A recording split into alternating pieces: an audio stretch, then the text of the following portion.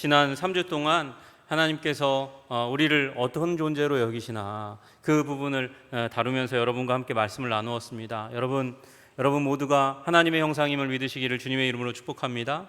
네, 여러분 하나님의 형상입니다. 하나님 닮은 존재입니다. 고귀하고 존귀한 존재입니다.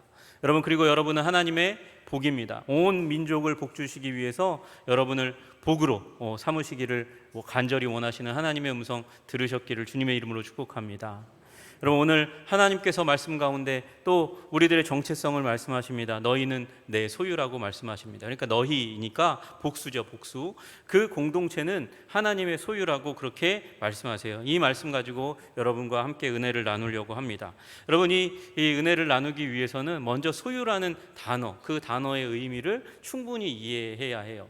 여러분, 그 의미를 이해하도록 하기 위해서 여러분을 먼저 이 보석상으로 한번 모셔가 보도록 하겠습니다. 저기 빨간 루비가 아니고 다이아몬드거든요. 저게 빨간 다이아몬드, 레드 다이아몬드인데 저게 빨간색 다이아몬드는, 붉은색이 들어간 다이아몬드는 전 세계에 한 30개 정도밖에 되지 않는답니다. 여러분, 보석을 따질 때 그 가치를 따질 때 가장 중요한 것 중에 하나가 컬러가 들어가고요. 그러니까 이제 30개밖에, 수많은 다이아몬드 중에서 붉은 다이아몬드 30개가 있으니까 얼마나 귀하겠습니까? 그 가운데서 또 중요한 게 컷입니다. 얼마나 이쁘게 잘 다듬어졌냐가 굉장히 중요합니다. 이쁘게 잘 다듬으려면 많이 깎아내야 되거든요. 이게 1990년대 중반 브라질 농부가 발견한 원석이거든요. 그 원석은 원래 한 10캐럿, 13캐럿 정도, 13.9캐럿 정도 되는 보석이었어요. 근데 그것을 반 이상 쳐내서 이게 몇 캐럿으로 지금 만들어져 있는 거냐면 5.1캐럿으로 만들어져 있는 보석입니다. 5.1캐럿. 그러니까 반 이상을 컷을 위해서 이제 깎아낸 거예요. 여러분, 컬러가 중요하고요, 컷이 중요하고요, 그 다음에 클래리티가 중요하거든요. 그러니까 투명성이 굉장히 중요해요. 그 안에 딱 봤는데 다 깎아놨는데 불순물이 없어야 돼요. 근데 이 방금 보여드렸던 무사이프 레드 다이아몬드는 전 세계에서 5캐럿 정도 되는 게 대부분은 0.5캐럿 정도고 5캐럿 정도 되는 건 유일한 겁니다. 거기다 붉고 투명하니까 얼마나 비싸겠어요? 이걸 2000년대 초반에 이 시장에 나왔을 때 800만 달러에 팔렸습니다. 한 100억 정도에 팔린 거예요. 100억 정도. 지금은 얼마 정도의 가치가 있냐? 2천만 달러. 지금 환율로 하면 약 250억 정도의 가치가 있는 보석입니다. 여러분, 세계에서 가장 비싼 보석을 화면으로나마 보시는 거예요. 여러분, 제가 이렇게 열심히 전한다고 김영성 목사가 저걸 좋아하나 보다 그러고 갖다 줄 생각은 하지도 마세요. 저런 거 저희 집에 많이 있어요. 여러분, 주아하고 재현이가 갖고 노는 플라스틱 많이 있거든요. 저거 갖고 오면 저희 집에 근심덩이가 심하고요, 아마 아내하고 저는 잠을 못 잘 거니까 절대 가져올 생각을 하지 마시기를 바랍니다. 여러분, 제가 무슨 얘기 하는 걸까요? 유일한 아주 이 큰, 그리고 컷도 잘 되어 있는 붉은 보석이 세계에서 제일 비싼 보석으로 그렇게 각광을 받고 있다는 것입니다. 여러분, 이렇게 값비싼 보석, 그래서 여러분 저걸 집에다 갖다 놓고 아무나 식탁 위에 내던져 놓겠습니까? 침실에 아무 곳에나 그렇게 놓겠습니까? 그러다가 어디 떨어지면 못 찾는 거 여러분 집에도 많고 저희 집에도 많잖아요. 그렇게 만들 수가 없으니까 어디다 집어넣겠어요? 감추어진 곳 어디? 금고에다가 고이 모셔놓고 잠가놓고 언제만 꼭 보고 싶을 때만 열고 이 보석 가게 아저씨들 다 그러잖아요. 이렇게 장갑 끼고 마스크 쓰고 고귀하게 이렇게 존귀하게 갖다 놓는 그 보석을 소유라고 부르는 거예요. 여러분, 소유라고 부르는 거라는 거죠. 여러분, 요 장면이 고대 이제 성경 시대 가운데서 언제 쓰이냐면 전리품을 나눌 때 씁니다. 전리품은 언제? 전쟁 후에 일어나는 일이잖아요. 전리품을 나누는 게. 전쟁이 없으면 참 좋겠지만 여러분, 전쟁이 없을 수가 없습니다. 죄가 있는 이 세상 가운데 전쟁이 없어요.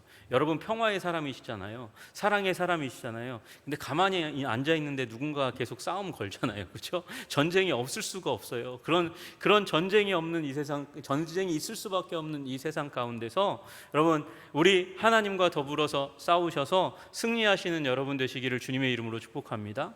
세상에 전쟁이 있고, 여러분, 그 전쟁 가운데 다윗이 전쟁의 사람이어서 잘 싸워서 많은 전리품을 획득한 게 아니라 하나님을 잘 믿고 신뢰하고 소망을 두니까 하나님께서 그와 함께 싸워주신 줄로 믿으시기를 주님의 이름으로 축복합니다. 주님께서 그렇게 싸워주셔서 다윗이 승리하고 전리품을 얻었다 칩시다. 그러면 다윗과 부하들이 이제 전리품을 나누잖아요.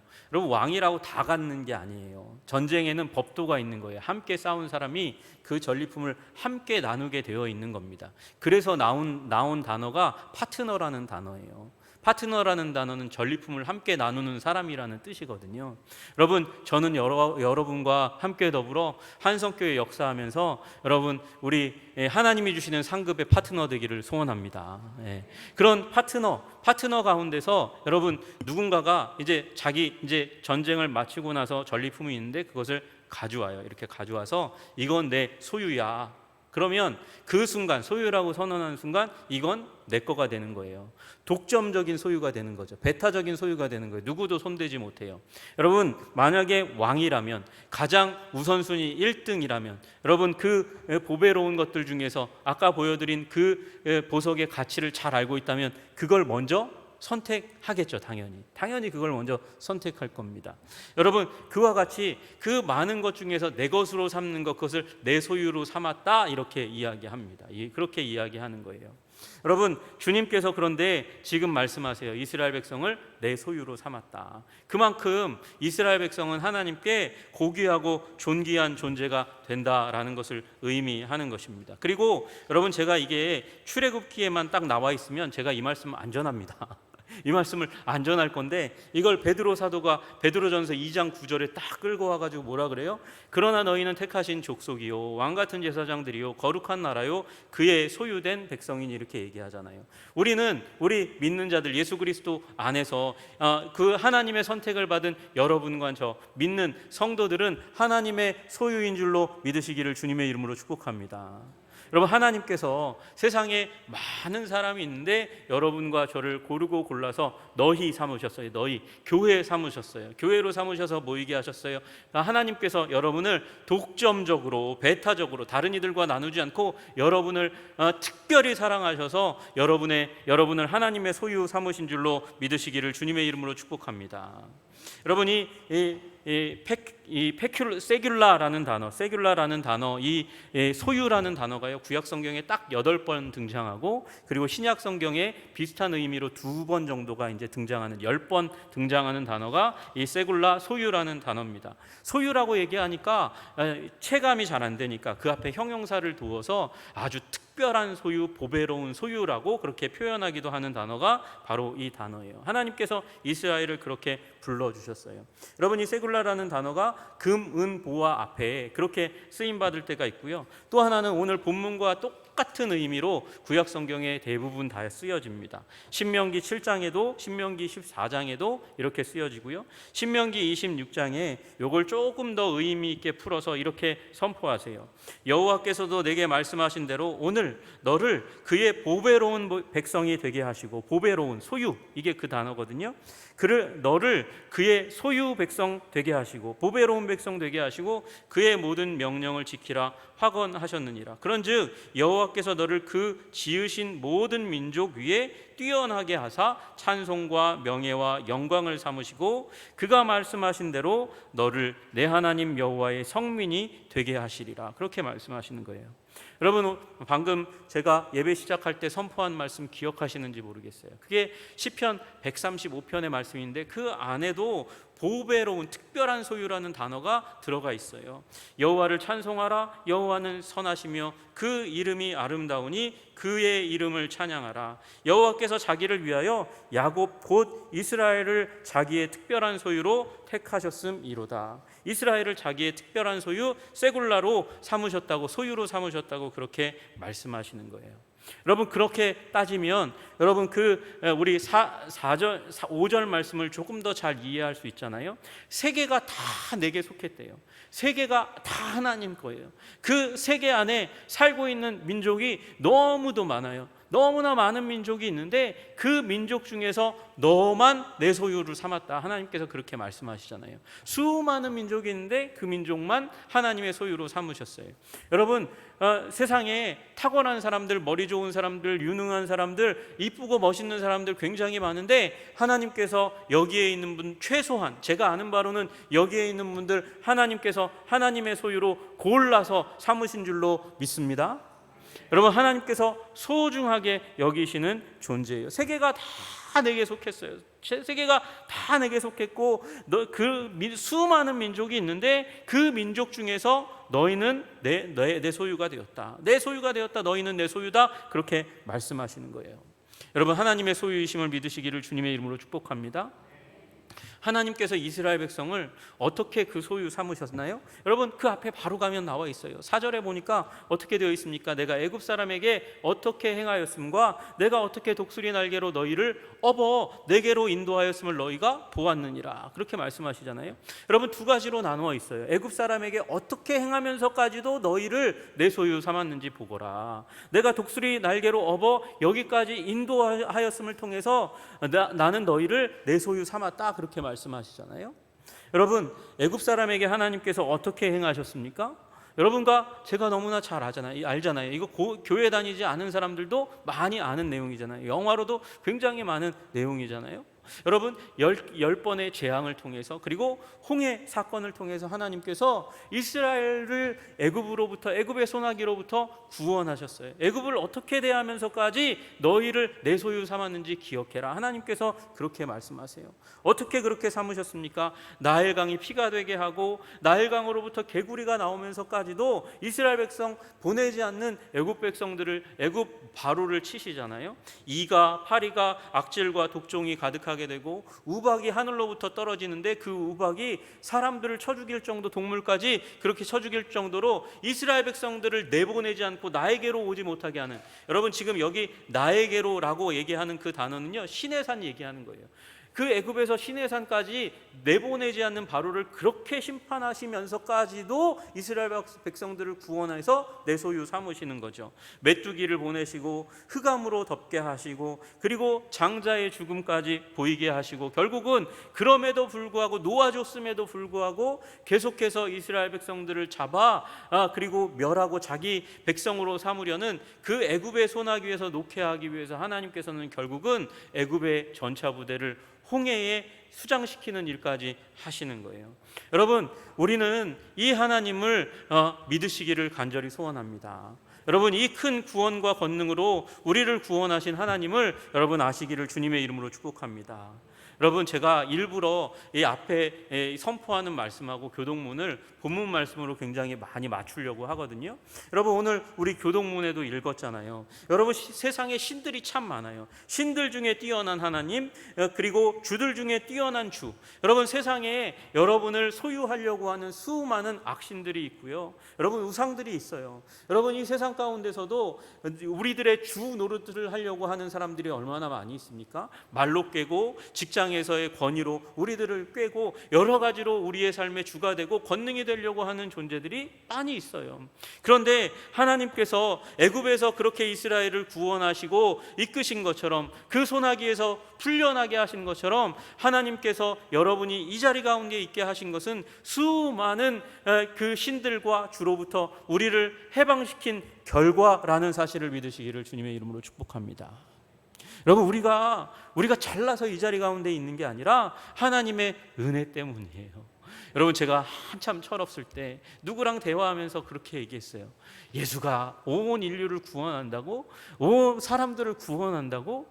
아니 어떻게 다른 나라 다른 민족의 신이 온 인류를 구원하는, 그게 말이 되냐? 라고 얘기했던 게 이 입술이에요. 이 주둥이라고요. 여러분, 그런데 제가 지금 뭐 하고 있습니까? 이 자리 가운데 와서 여러분, 저는 지금 여러분 제가 이 자리에서 설교하지 않더라도 하나님이 없으면 나는 죽은 목숨이에요. 하나님 때문에 나는 오늘도 살아갑니다라고 고백하고 이 자리 가운데 복음을 선포하는, 말씀을 선포하는 사람 삼아 주신 건 제가 잘나서가 아니라 하나님의 은혜 때문인 줄로 믿습니다. 여러분, 하나님께서 그렇게 큰 권능과 능력으로 이스라엘 백성들을 구원하신 것처럼 여러분을 구원하사 이 자리에 두신 줄로 믿습니다. 여러분, 그리고 지금도 하나님께서는 일하십니다. 이스라엘 백성들을 지금 시내산으로 이끌어 왔잖아요. 출애굽해서 이 시내산에 이끌어 오기까지 하나님께서 어떻게 행하셨나? 독수리 날개로 너희를 업어서 여기까지 인도했다 말씀하신 것처럼 주님께서 독수리 날개로 우리를 업어 여기까지, 지금 이 순간까지 인도하신 줄로 믿습니다. 여러분, 이건 애굽 홍해 사건 이후로 이제 오면서 광야는 무슨 땅? 죽음의 땅. 죽음의 땅입니다. 척박한 땅입니다. 그런데 그 땅 하나님께서 함께 하심으로 말미암아 구름 기둥과 불 기둥으로 보호하세요. 보호하세요. 여러분, 제가 나이가 먹었나 봐요. 옛날에는 여름날 밤에 자면 아무것도 덮지 않고도 살 수 있었거든요. 근데 요새 이 얇은 이불을 덮고 자야만 잠을 자는 시간이 왔어요. 여러분, 그렇게 조그만 신체의 온도의 변화가 와도 잠을 잘 못 자겠는데, 여러분, 그 뜨거운 광야 가운데서, 그리고 그 광야가 밤이 되면 차갑게 냉각되는데 그곳 가운데서 어떻게 사람이 삽니까? 근데 하나님께서 구름 기둥과 불 기둥으로 이스라엘 백성들에게 그늘이 되어 주시고, 그리고 따뜻한 보온재가 되어 주셔서 이스라엘 백성들을 지켜 보호하신 줄로 믿습니다. 여러분, 그리고 먹을 것 없는데 하나님께서 만나와 메추라기로 공급해 주시잖아요. 그 공급하시는 하나님, 옷이 여러분, 우리 반년만 지나도 다 사가 없어지는데, 여러분, 반년은 좀 너무 과장됐다, 그죠? 여러분, 오래 입으면 옷이 헤어지는데, 그죠?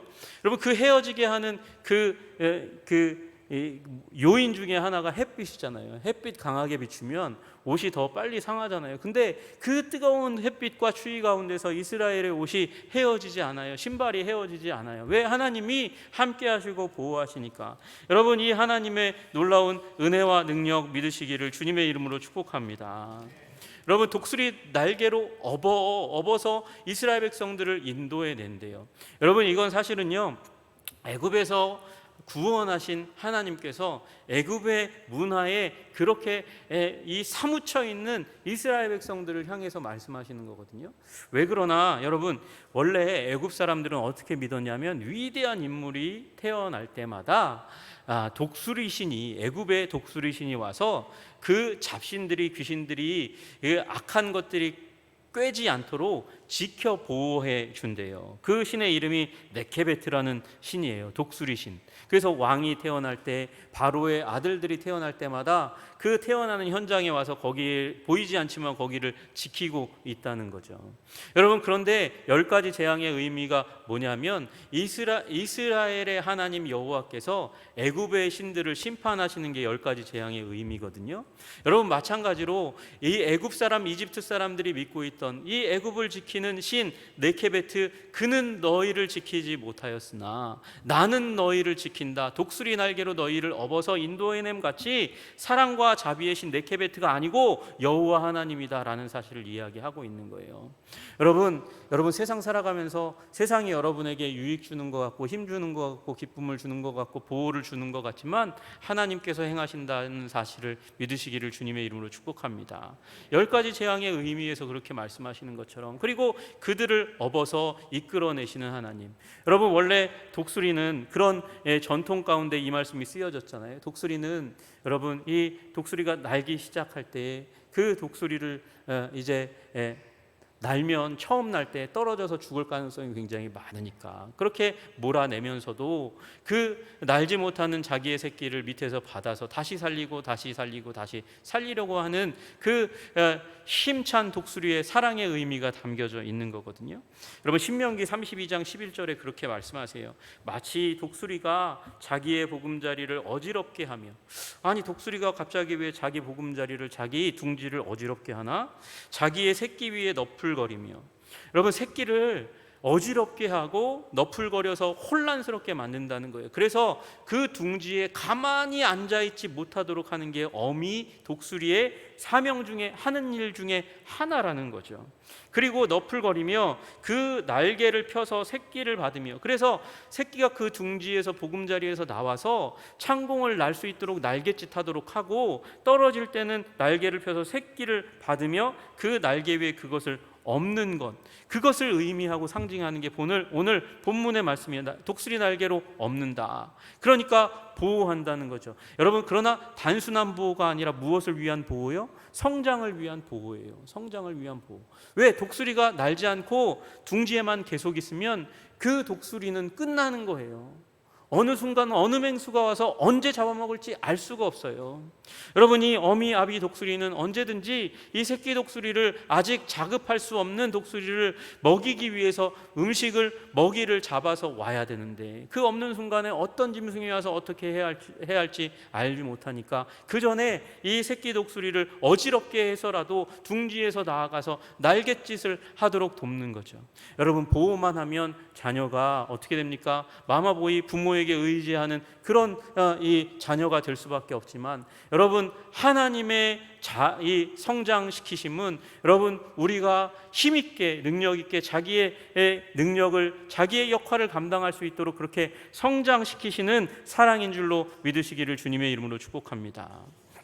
여러분, 하나님 그렇게 우리를 축복하세요. 우리를 보호하시고 성장시키세요. 그리고 이스라엘 백성들을 그렇게 여기는 다만 이렇게 얹을 뿐만 아니라 업어서 여기까지 왔다, 어디까지? 시내산까지 왔다라고 그렇게 말씀하시잖아요. 그러니까 보호하시고 인도하시고 그 과정을 통해서 성장케 하시는 거죠.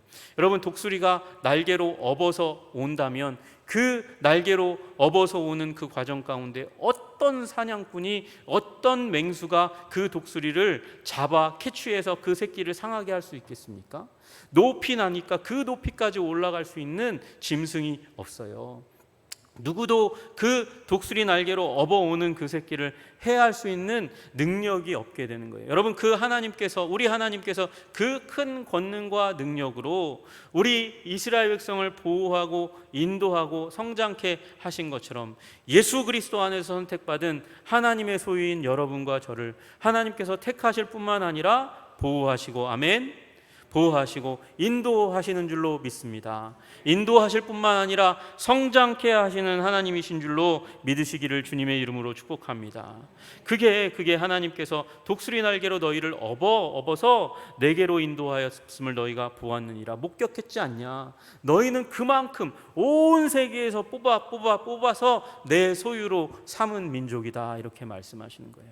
여러분, 우리 예수 그리스도 안에서 그 민족, 하나님께서 뽑아 세운 민족, 그 안에 여러분과 제가 들어가게 된 줄로 믿으시기를 주님의 이름으로 축복합니다.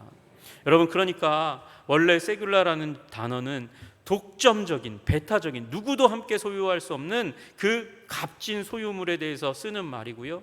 그리고 더 나아가서 그 배타적인, 독점적인 사랑의 관계를 의미하는 거예요. 사랑하면 어떻게 합니까? 부어주는 거죠. 인도하고 채우고 보호하는 거예요. 여러분, 그 믿음이 없으면 우리는 일상의 삶 가운데 흔들리고, 일상의 필요가 부족한 것 때문에 하나님 나를 버리시는 거 아닙니까? 건강이 상하는 것 때문에 하나님께서 나를 버리신 건가? 라고 낭망하고 좌절하는 거죠. 그렇지 않아요. 여러분, 질병이 온다 해도, 문제가 온다 해도 하나님께서 나를 선택한 그 선택에 후회가 없으심을 믿으시기를 주님의 이름으로 축복합니다. 여러분, 삶 가운데 흔들리지 마세요. 너희가 어찌 의복을 위하여 염려하느냐? 들의 백합화가 어떻게 자라는가 생각하여 보라. 수고도 아니하고 길쌈도 아니하느니라. 그러나 내가 너희에게 말하노니 솔로몬의 모든 영광으로 입은 것이 이 꽃 하나만 같이 못하였느니라. 오늘 있다가 내일 아궁이에 던져지는 들풀도 하나님이 이렇게 입히시거든 하물며 너희일까 보냐. 하나님의 소유인 우리를 향해서 하나님께서 지키시고 보호하시고 인도하시고 회복시키시고 성장시켜 주실 줄로 믿으시기를 주님의 이름으로 축복합니다. 여러분, 제가 지금 소유라는 의미를 지금 계속해서 파고 들어가고 있어요. 그런데 여러분, 또 하나 우리가 간과하면 안 되는 너무도 중요한 의미가 또 담겨져 있습니다. 이건요, 기원전 2000년경부터 시작해가지고 1200년 정도까지, 그러니까 예수님 오기 한 800년 정도까지 어디에 주로 쓰였냐면, 여러분, 외교 문서에 자주 쓰이던 이 단어가 바로 세굴라, 이 소유라는 단어라는 거예요. 이게 이스라엘과 하나님만 쓴 단어가 아니라, 여러분, 이스라엘에게 딱 말했는데 이스라엘이 이렇게 깜짝 놀라면서 이해할 만한 단어를 쓰려면 그 주위의 문화 가운데 쓰는 단어를 사용하는 거거든요. 그 의미를 담고 있는 단어라는 거예요. 여러분, 알라라크 왕의 봉인문 가운데 이런 글귀가 있습니다. 나 알라라크 왕은 하닷이라는 신의 소유입니다. 이렇게 얘기하는 거예요. 여러분, 하닷 신의 소유가 알라라크 왕이라고 이렇게 표현한 거. 또 여기는 신과 왕 사이의 기록이잖아요. 또 하나는 여러분, 히타이트 족속, 헷 족속 대군주의 소유입니다. 누가? 내가. 우가릿 왕이 그렇게 표현했어요. 나 우가릿 왕은 히타이트 족속 대군주의 소유입니다. 여러분, 그러니까 대군주니까 그 밑에 많은 민족들이 있어요. 많은 권세들이 있어요. 그런데 누구만, 우가릿 왕만 히타이트 왕이 특별히 정해서 내 소유로 삼았다는 거예요. 그것처럼 하나님께서 세상에 많은 나라, 많은 민족이 있는데 이스라엘만 내 소유로 삼았다는 것이죠. 여러분, 독점적이고 특혜가 가득한 사랑과 친교를 누구와 이 종주국과 종속국이 누리게 되는, 여러분, 많은 나라와 민족이 있는데 요 관계만 누리게 될 때 요 관계를 나는 당신의 소유이고 당신은 나의 제왕이십니다, 하나님 신이십니다, 이렇게 표현하는 거거든요. 지금 여러분, 이 말씀이 여기 가운데 나와 있는 거잖아요. 하나님이 수많은 민족 중에서 내가 너를 택했다. 여호와 하나님은 우리의 하나님이십니다. 여러분, 출애굽의 목적이 무엇입니까? 출애굽의 목적은 하나님께서 이스라엘 백성을 내 백성 삼고 또 여호와 하나님이 이스라엘의 하나님 되시기 원하시는 목적을 가지고 구원하셨어요. 여러분, 출애굽기 7장 4절에 보면 이렇게 되어 있습니다. 바로가 너희의 말을 듣지 아니할 터인즉 내가 내 손을 애굽에 뻗쳐 여러 큰 심판을 내리고 내 군대에 내 백성 이스라엘 자손을 그 땅에서 인도하여 낼지라. 여러분, 이스라엘 백성 내 백성 삼았으니까 내 백성을 반드시 구출해 낸다는 거예요. 여러분, 그것을 통해서 내 백성이라는 사실을 명확하게 보여주고 나는 너희의 하나님이라는 사실을 온 천하 만민이 알도록 그렇게 만들겠다. 이게 하나님의 계획인 거죠. 여러분, 그러니까 수많은 민족 중에서 하나 선택한 민족, 그 민족을 특별히 사랑하니까 특별한 혜택과 특별한 권능과 특별한 능력을 다 쏟아 부어주는 거죠. 여러분, 이 위치에 있는 게 이스라엘이에요. 이게 우리가 지난주에 말씀 나누었던 너희 모든 민족을 위한 복이 될지라 말씀하신 그 선포 가운데 담겨져 있는 거죠. 여러분, 모든 민족을 복주기 위해서 이스라엘 백성은 얼마나 큰 복을 받아야 할까요? 여러분, 지금 전 세계 70억에서 80억의 인구가 살아가고 있습니다. 여러분, 그 가운데 그 70억, 80억의 모든 인구, 모든 나라, 모든 민족 가운데 복을 쏟아부어주기 위해서 하나님께서 누구를 복으로 삼으시냐? 믿는 자들을, 여러분과 저를 복으로 삼으시는 줄로 믿으시기를 주님의 이름으로 축복합니다. 그 인구가 어느 정도 되냐? 전 세계 3분의 1 정도 돼요. 근데 문제는요, 여러분, 명목상의 그리스도인이 있어요. 그냥 왔다 갔다 하는 그리스도인이 있다고요. 여러분, 그런데 그 왔다 갔다 하는 대충 그리스도인을 통해서 하나님께서 복 주시기를 원할까요? 아니면 정말 예수님을 사랑하는 신령과 진리로 예배하는 예배자, 하나님을 사랑하는 백성을 통해서 온 땅 모든 민족을 복 주시기를 원할까요? 여러분, 당연히 여러분, 이 믿는 자들, 헌신된 자들, 하나님을 사랑하는 자들을 통해서 그렇게 하시겠죠. 여러분, 그러니까 교회를 대충 다니지 말고 교회 땅만 밟고 가는, 마당만 밟다가 가는 자가 아니라 여러분, 지성소까지 들어가는 여러분 되시기를 주님의 이름으로 축복합니다. 여러분, 지성소까지 간다는 건 예수님을 깊이 체험한다는 거거든요. 예수님 깊이까지 가시기를 주님의 이름으로 축복합니다. 여러분, 근데 여러분, 하나님은 무조건적으로 사랑하시는데 제국은 그렇지 않잖아요. 세상은 그렇지 않잖아요. 그러면 왜 제국의 왕이 수많은 민족 중에서 하나를 내 소유로 삼을까요? 특별한 혜택을 계속해서 쏟아부어 줄까요? 여러분, 위기 상황을 위해서 그렇게 하는 거거든요. 위기 상황은 뭘까요? 전쟁의 문제겠죠. 반역의 문제죠. 제국 가운데 반역자가 나타나고, 그리고 이 제국의 왕을 위협하는 세력이 나타나면 여러분, 제국의 왕이 먼저 나가서 싸우는 법이 없어요. 누가 나갈까요? 그럼 그때 소유가 나가는 거예요. 그 소유 관계를 맺은 그 민족, 오랫동안 독점적인 관계 가운데서 특혜를 입었던 그 민족 국가가 나가서 대신 싸워주는 것이죠. 여러분, 하나님께서 우리를 사랑하십니다. 우리를 하나님의 소유 삼으셨습니다. 하나님께서 우리를 향하여 복을 부어주시는 줄로 믿습니다. 왜 그렇게 하실까요? 우리로 하나님의 전쟁을 대신 치르도록 하기 위해서. 여러분, 그래서 여러 심판을 내리고 네 군대 네 백성 이스라엘 자손을 그 땅에서 인도하여 낼지라 군대라고 말씀하시잖아요. 여러분, 근데 여러분, 군대라고 그러니까 아우 잘못 왔다, 나 싸워야 되나 봐, 난 그냥 편하게 쉬고 싶은데, 여러분 그렇게 여기시는 분 계실지 모르지만, 여러분 이 전쟁은 여러분 우리 칼과 창을 가지고 싸우는 전쟁 아니고 무슨 전쟁일까요? 여러분, 순종의 전쟁인 줄로 믿으시기를 주님의 이름으로 축복합니다. 너희가 내 말을 잘 듣고 내 언약을 지키면이라고 되어 있잖아요. 하나님 말을 잘 듣고 언약을 잘 지키면 돼요. 그 언약의 핵심 내용이 뭘까요? 여러분, 첫 번째로 우리가 기억해야 될 거 10계명이잖아요. 10계명 요약하면 뭐예요? 10계명 요약하면 하나님 사랑하고 이웃 사랑하는 거, 그 이상도 이하도 아니에요. 예수님이 그렇게 딱 정리해 주셨으니까. 그럼 우리의 전쟁은 무슨 전쟁일까요? 사랑의 전쟁이죠. 하나님 사랑하면 돼요. 하나님 사랑하고 이웃 사랑하면 돼요. 주님, 나는 이웃을 사랑할 만한 능력이 없어요. 하나님 사랑하면 그 이웃 사랑의 능력이 부어져요. 여러분, 사랑의 전쟁 가운데 초청받으신 줄로 믿으시기를 주님의 이름으로 축복합니다. 예배 잘 드리면 사랑이 우리 가운데 임할 줄로 믿습니다. 이 사랑의 전쟁 가운데 우리가 부름받아서 축복을 하며 살아가는 존재로 우리를 부르신 거예요. 여러분, 물질이 없어도 우리는 이 전쟁 가운데 승리할 수 있어요. 여러분, 복을 선포하시기를 주님의 이름으로 축복합니다. 하나님께서 우리를 말씀으로 복 주신 것처럼 여러분의 마음을 감동시켰던 그 말씀으로 축복하며 기도하면 되는 거예요. 기도하면 그 축복의 기도가 그가 받을 만한 이유와 능력이 있다면 그에게 임하실 것이고, 그가 만약 그럴 받을 만한 자격이 안 되면 누구한테 와요? 우리 기도한 사람에게, 우리에게 오는 은총이 임하게 되는 줄로 믿습니다. 여러분, 그래서 여러분이 10명씩만 기도하시면 10배가의 배가의 역사, 사랑이 배가 되고 축복이 배가 되는 일이 일어나게 될 줄로 믿습니다. 하나님께서는 우리를 그 아름다운 전쟁 가운데 우리를 초청하신 거예요. 우리를 소유로 삼으셔서 우리에게 어마어마한 특혜, 독점적인 사랑을 부어주시고, 그로 말미암아 우리를 통해서 세상이 주님의 사랑을 맛보고 은총을 맛보고 복을 맛보게 하시는 줄로 믿습니다. 여러분, 우리 하나님은 그 보석, 처음 보았던 그 보석을 사람들이 볼 때 깜짝 놀라고 소유하려 하는 것처럼 여러분을 보시고 깜짝 놀라 여러분을 소유하려 하셨고, 지금 소유하고 계신 하나님이신 줄로 믿습니다.